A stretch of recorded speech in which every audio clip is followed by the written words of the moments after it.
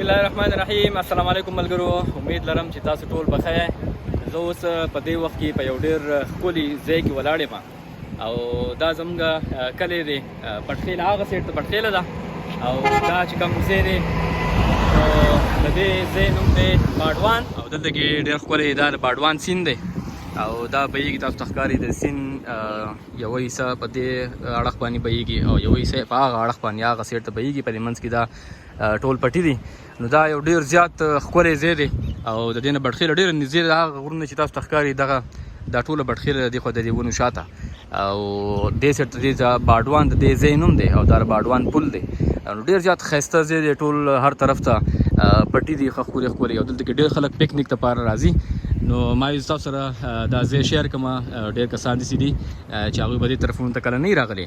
که څوک هم چېرته چکر له رالی د بټخیلې طرف ته، بټخیله دا په ملکنډ کې راځي، په خیبر پښتونخوا کې دا یو ځای دی ملکنډ او بیا په هغې کې بټخیله او د بټخیلې دا مضافات دي. دا د بټخیلې سره لږ سایډ ته ځای دی او باډوان د دې ځای نوم دی. د باډوان د هغه اخوا پورې کلی چې تاسو ته ښکاري دا باډوان دی او دا په منځ کې دا پل دی. نو ډېر زیات ښایسته ځای دی او ډېر ښکلی ماحول، ښکلي صفا سوتره هوا او هر طرف ته ښکلي سیند، اوبه، ونې، بوټي. نو ډېر زیات ښکلی ځای دی. نو امید لرم چې دا ځای به ستاسو خوښ شوی وي. نو که چېرته تاسو چکر ته زړه وشو ښکلی ځای کتلو ته، نو دې طرفونو ته د بټخیلې خواوشا ډېر ښکلي ښکلي ځایونه شته دي. په هغې کې یو دا ټول ډېر غټ ځای دی او ډېر زیات ښایسته ځای دی، ښایسته غرونه دي او ډېر ښکلي د پکنیک سپاټس پکې شته دی.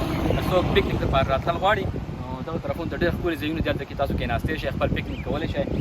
ایون تاسو د اوبو په غاړه باندې هم لاندې دا ډېر ښکلي ښکلي ځایونه جوړ دي، دلته کې تاسو خپل پکنیک کولی شئ. نو که څوک هم دلته کې راغله نو زما سلام تاسو ته د اوس نه انشاءالله چې تاسو به دا ځای خوښ شي.